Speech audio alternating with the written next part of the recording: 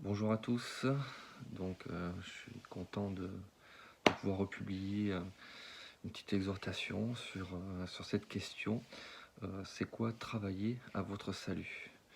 Donc ça faisait un petit moment que je méditais sur ce verset. Et voilà, je voulais savoir de quoi Paul parlait en fin de compte dans ce verset. Est-ce qu'il s'agit d'un verset qui atteste que si on ne travaille pas à notre salut, eh bien, on peut éventuellement perdre son salut? Ou est-ce qu'il parle d'autre chose? Voilà, donc en fin de compte, je me suis souvent posé la question parce que ce qui est souvent enseigné sur ce verset, en fin de compte, c'est que eh ben, si tu ne travailles pas pour le Seigneur, ou si tu fournis pas tes efforts, ou je ne sais quoi, eh ben, tu peux perdre ton salut. Et moi, quand je lis ce verset, c'est pas comme ça qu'il résonne en fin de compte. Donc, je vais vous livrer la méditation que j'ai eue sur ce sujet, qui je pense est la bonne en fin de compte. Donc pour ça, j'ai pris les notes, donc je vais vous les lire pour pas m'éparpiller. Donc moi, je suis allé voir le contexte de cette phrase. J'ai lu ce qu'il y avait avant et après, j'ai relu la lettre aux Philippiens une fois, deux fois, trois fois, histoire de m'imprégner d'en fin de compte de ce qu'il voulait communiquer. Et donc ce que je vais faire, je vais résumer très brièvement la lettre aux Philippiens et surtout ce qu'il y avait avant cette phrase « Travaillez à votre salut avec crainte et tremblement ». Au début de la lettre, Paul il loue la fidélité des chrétiens de Philippe. Vraiment, il loue leur fidélité. Il dit même qu'ils partagent à la même grâce que Paul. Ils sont dans la même grâce, ils partagent la même grâce. Donc ils sont dans la même foi, dans le même Seigneur, ils sont dans le même salut de Dieu. On voit que Paul les porte particulièrement à leur cœur, parce qu'en fin de compte, ils sont pleinement à Christ. Et donc Paul, il ne met aucun doute à ce sujet. On ne voit aucun doute. C'est clair pour lui. Et, c'est ce que j'ai vu sur un autre commentaire. Euh, il faut savoir que entre le moment où Paul a donné naissance à cette église et au moment où il écrit cette lettre, il y aura à peu près 10 ans de passé. Et Paul voit que au bout de 10 ans, ces chrétiens sont restés fidèles. Donc c'est la preuve de leur salut aussi, parce qu'ils sont persévérants, etc. Donc, ensuite, après cet éloge, euh, Paul, il parle de ses souffrances. Il parle de ses souffrances qu'il a dans le service, dans l'évangélisation, etc. Mais il dit que tout ça, ça sert pour la gloire de Dieu, pour la gloire de Christ. Donc ensuite, il encourage donc les Philippiens à faire de même. Soyez mes imitateurs, etc. Et en fin de compte, Paul, il souligne, je pense, un petit problème qu'avaient les Philippiens, c'est qu'apparemment, ils avaient des craintes. Ils avaient des craintes sur ce qui se passait à l'extérieur. Donc, ils avaient sûrement des craintes, peut-être que des persécutions à outrance, etc. Et exemple, on peut voir dans Philippiens 1, verset 28 à 30. Hop, je vais le prendre tout de suite, puis on va le lire ensemble. Combattez d'une même âme pour la foi de l'Évangile, sans vous laisser aucunement effrayer par les adversaires, ce qui est pour eux une preuve de perdition, mais pour vous de salut. Donc là, on voit que ne vous laissez pas effrayer. Donc, Paul, juste avant, il dit, regardez, moi, je souffre pour Christ, et je vais de l'avant, parce que je sais ce qui est en moi, je sais que mon salut est à Christ, etc. Et c'est pour ça qu'il dit, voilà, ben alors vous, n'ayez crainte, n'ayez pas peur. Et c'est pour vous en plus ça une preuve de salut. Donc il fait vraiment la différence entre ceux qui sont à l'extérieur, qui sont perdus, et eux qui sont sauvés. Et le verset 29 est vraiment sublimissime. Et cela de la part de Dieu, car il vous a été, alors, mais pour vous c'est une preuve de salut, et cela de la part de Dieu, car il vous a été fait la grâce, par rapport à Christ, non seulement de croire en lui, mais encore de souffrir pour lui. Donc là, on voit bien que tout n'est que grâce. C'est-à-dire que même le fait de croire en Jésus, c'est une grâce accordée de Dieu. Et le fait de souffrir pour Christ, c'est une grâce apportée par Dieu. Donc on peut retrouver, exemple dans ces quelques lignes, que sans Christ, on ne peut rien faire, et que tout n'est que grâce. Donc celui qui est sauvé, qui est en Christ, tout ce qu'il fait pour Dieu, c'est par grâce. Ma grâce te suffit, par exemple. Donc on voit que il commence à les encourager. Pour moi, c'est une lettre de motivation, d'encouragement.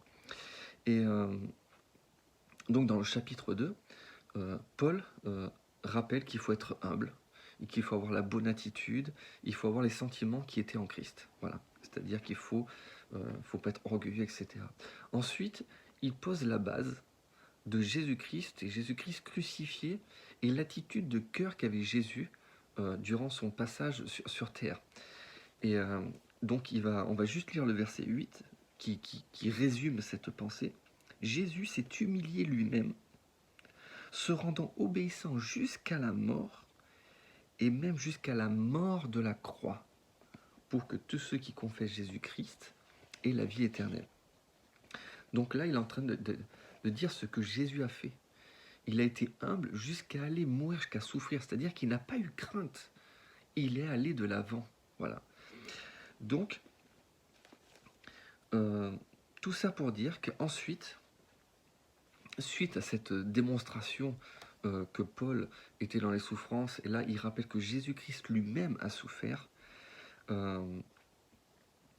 il enchaîne avec le fameux verset 12, et il commence par « Ainsi ».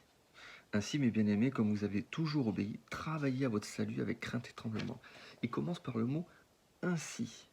Donc là, c'est comme si il arrivait à ce qu'il veut dire, l'explication, pourquoi il a dit tout ça avant, il en arrive à ce verset-là.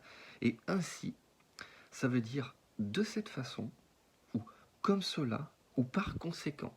C'est-à-dire, comme Christ a souffert et s'est humilié jusqu'à la mort de la croix, ainsi, vous aussi.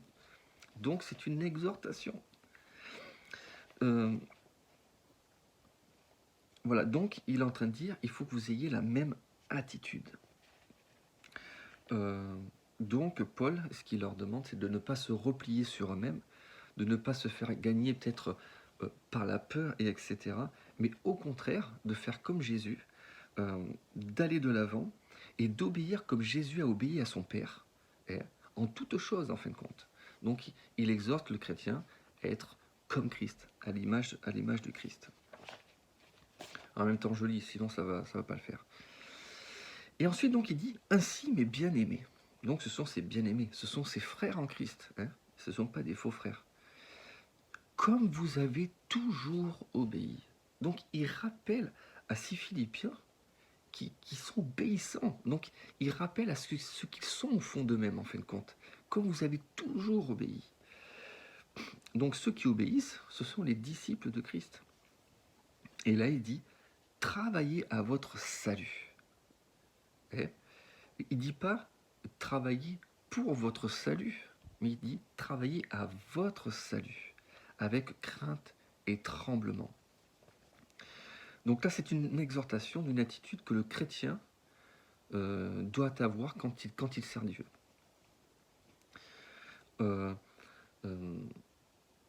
La crainte, c'est pas quelque chose de mauvais. Je pense pas que Paul il parle d'une crainte de la damnation éternelle. C'est pas ça. Il est même dit dans les Écritures que la crainte, c'est le commencement de la sagesse. Donc la crainte, normalement, le chrétien doit avoir crainte. Il ne faut pas oublier que Dieu est Dieu en fin de compte, et qu'on ne sert pas, un Pékin ou je ne sais quoi. On sert le créateur de l'univers. Il est le rémunérateur de toutes choses. Il est aussi juste, c'est-à-dire que dans sa justice, il condamne aussi le péché, il rend la juste justice en fin de compte. Il châtie aussi ses enfants, c'est-à-dire si ses enfants commencent à sortir des sentiers battus, et à se rendre un peu désobéissant ou je ne sais quoi, le père, qu'est-ce qu'il fait? Eh bien, il va châter son enfant pour l'amener à être sur le droit chemin. Parce que Dieu, il sait ce qu'il y a de bon pour nous. Quand Dieu nous corrige, c'est pas qu'il prend plaisir à nous corriger, c'est que c'est une pédagogie, on va dire, qu'il utilise pour qu'on puisse revenir avec lui, parce il sait ce qu'il y a de bon pour nous. Il peut très bien utiliser aussi au début des simples avertissements, des recommandations, mais quand ça ne marche pas, ben, il châtie. Il châtie. Et on voit que Paul a déjà utilisé cette formule avec crainte et tremblement. Dans 1 Corinthiens 2:3, bon, on va le lire. Hop, hop, hop. 1 Corinthiens 3. On y va. Pour moi, frère, lorsque je suis allé chez vous, ce n'est pas avec une supériorité de langage ou de sagesse que je suis allé vous annoncer le témoignage de Dieu. Car je n'ai pas eu la pensée de savoir parmi vous autre chose que Jésus-Christ et Jésus-Christ crucifié. On retrouve encore une fois qui prêche Jésus-Christ. Jésus-Christ crucifié, Jésus-Christ à la croix, son exemple. Moi-même, j'étais auprès de vous dans un état de faiblesse, de crainte et de grand tremblement. Et ma parole et ma prédication ne reposaient pas sur des discours persuasifs de la sagesse, mais sur une démonstration d'esprit et de puissance, afin que votre foi soit fondée non sur la sagesse des hommes, mais sur la puissance de Dieu. Moi, je vois que Paul, quand il servait Dieu, il le faisait avec crainte et tremblement, parce qu'il savait, déjà, il s'adresse à des personnes, donc il ne sait pas comment il va être reçu. Ça peut susciter des interrogations, mais il sait qu'il sert, c'est-à-dire avec crainte et tremblement, c'est-à-dire qu'il ne voulait pas, que l'évangile se repose sur sa sagesse à lui, sur ses raisonnements, mais il voulait que ça repose sur la puissance de Dieu. Voilà, c'est pour ça parce qu'il faisait attention à ce qu'il disait, il faisait attention à ce qu'il prêchait. Il ne voulait pas corrompre la prédication de l'évangile. Donc, travailler à votre salut avec crainte et tremblement, c'est dans cet état d'esprit, en fin de compte. C'est dans cet état d'esprit. Donc, et puis, on peut remarquer aussi quelque part qu'il ne dit pas travailler à votre salut avec crainte et tremblement, sinon, ce sera pour vous, votre fin sera la perdition. Il ne dit absolument pas ça. Et même, il ne le sous-entend même pas. Parce qu'on peut voir plus loin dans Philippiens, il n'hésite pas à parler de ceux qui vont aller à la perdition. Pour lui, ça ne lui pose pas de problème de dire que tu peux aller à la perdition. Car il en est plusieurs qui marchent en ennemis de la croix, de Christ. Je vous en ai souvent parlé, et j'en parle maintenant encore en pleurant. Leur fin sera la perdition. Ils ont pour Dieu leur ventre, ils mettent leur gloire dans ce qui fait leur honte, ils ne pensent qu'aux choses de la terre. Donc il est en train de décrire ceux qui sont réservés à la perdition, c'est-à-dire ceux-là, ce sont les ennemis de la croix. Les ennemis de la croix, ça ne peut pas être les enfants de Dieu, ce n'est pas possible. Un enfant de Dieu ne peut pas être ennemi de la croix. Et on voit bien qu'il se distingue de ces gens-là, parce que juste après au verset 20, il dit « Mais notre cité à nous est dans les cieux ». C'est-à-dire qu'il y a d'un côté ceux qui sont ennemis de la croix, donc ce sont des gens du monde, en fin de compte, qui professent peut-être être de Christ, etc., je ne sais pas. Et lui se différencie, il dit, mais nous qui sommes à part, nous qui sommes les élus, nous qui sommes enfants de Dieu, notre cité, elle est dans les cieux. J'aimerais juste après terminer par une petite pensée, 13 minutes, je suis désolé. La pensée sur le travail, parce que Paul il dit, travaillez à votre salut. On sait que tout travail mérite salaire. C'est biblique. Il dit tout travail mérite salaire. Même quelqu'un qui sert à l'évangile de Christ, un pasteur, etc., il peut réclamer un salaire. C'est pas malsain, c'est normal. Le gars, il consacre sa vie à ça, il faut bien qu'il se nourrisse. Tout travail mérite salaire. Or, nous savons que nous ne méritons pas le salut de Dieu et que c'est donné par grâce. Dieu ne dit pas travailler pour obtenir ma grâce afin de pouvoir être sauvé. Le salut s'obtient par la grâce. C'est quelque chose d'immérité. Et on le revoit quand on avait lu dans Éphésiens 1, 29, par exemple, quand il dit c'est de la part de Dieu, car il vous a été fait la grâce par rapport à Christ, non seulement de croire en lui, mais encore de souffrir pour lui. C'est-à-dire que même le fait de croire en lui, en Dieu, c'est une grâce, d'accord? Donc ça n'a rien à voir avec le fait que nous pouvons travailler à notre salut. Sinon, jamais il n'est fait mention dans la Bible que c'est par le travail qu'on obtient ou qu'on maintient la vie éternelle. Car ce ne serait plus une grâce, mais ça serait un dû. C'est-à-dire que si je travaille à mon salut pour préserver mon salut ou pour obtenir le salut, en fin de compte, le jour du grand jugement, je dirais, Seigneur, maintenant tu me donnes ce que tu me dois, c'est-à-dire la vie éternelle. Et là, ce n'est plus une grâce, c'est un mérite. C'est un mérite par les œuvres, en fin de compte. Donc il est évident que de travailler à votre salut ne se réfère aucunement au salut de la vie éternelle. Là, je crois qu'en fin de compte, dans ce passage-là, c'est un encouragement de Paul pour les remotiver. C'est comme s'il venait, il leur remettait un coup de boost en disant « Vous êtes sauvés, vous avez le salut de Dieu, et grâce à ce salut, vous pouvez travailler avec crainte et tremblement. » Voilà, c'est ça, ayez l'assurance, vous qui avez toujours été obéissants. Donc il essaye de les remotiver. Il leur dit qu'il n'y a rien à perdre, comme Jésus, il n'a eu rien à perdre quand il est venu sur terre, mais tout a gagné en fin de compte. Car ils ont le salut de Dieu. Et de par ce salut, ils ont tout reçu pour servir Dieu. Quand on reçoit la vie éternelle, le salut de Dieu, on reçoit tout en fin de compte.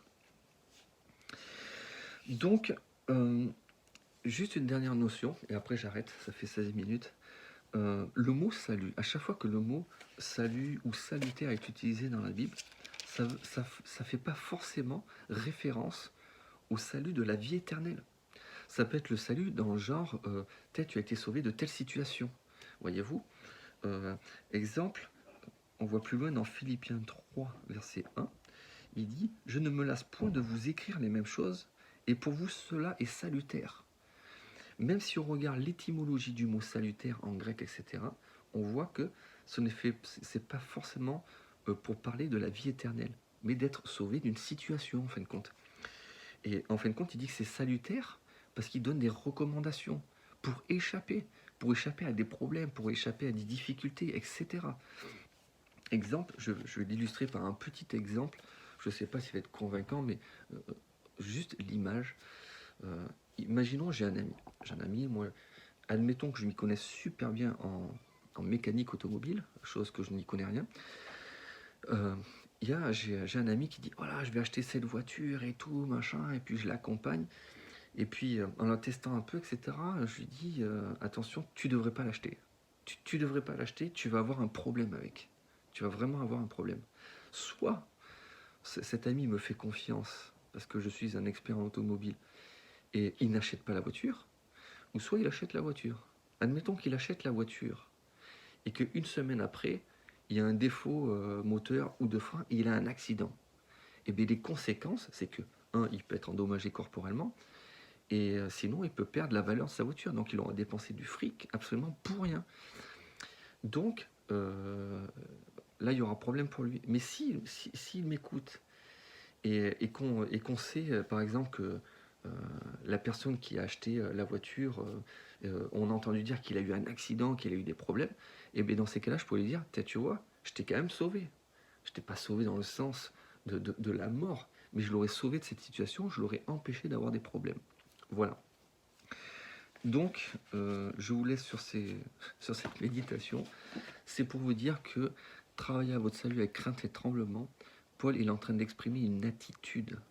Il ne dit pas que c'est pour être damné à l'enfer, ou si toutefois on ne travaille pas, etc., et bien pour nous, c'est mort, quoi.